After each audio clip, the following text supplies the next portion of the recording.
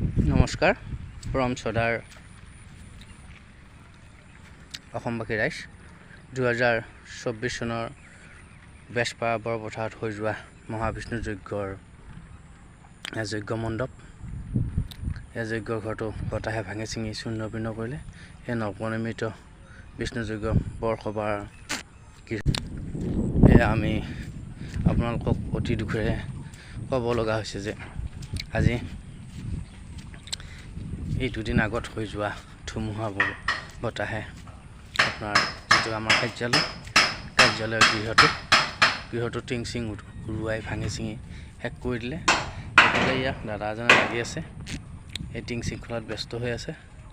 আগৰ পুৰণা আমাৰ বিষ্ণু যজ্ঞৰ মন্দিৰটো এইফালে মন্দিৰভাগী এইফালে দেখুৱাইছোঁ।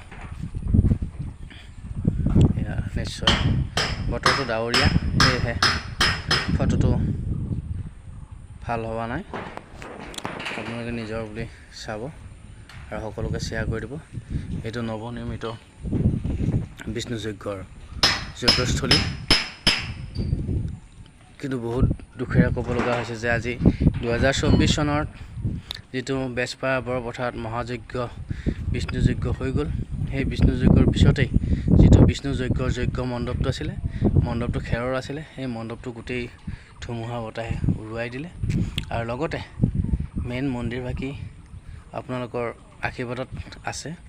তাৰপিছত এইফালে যিটো কাৰ্যালয় আছিলে, কাৰ্যালয় গৃহটো গোটেই টিং পাত কিবা কিবি গোটেইখিনি একদম ভাঙি চিঙি উৰুৱাই লৈ গ'ল। আজিলৈ ভিডিঅ'টো ইমানেই, ধন্যবাদ।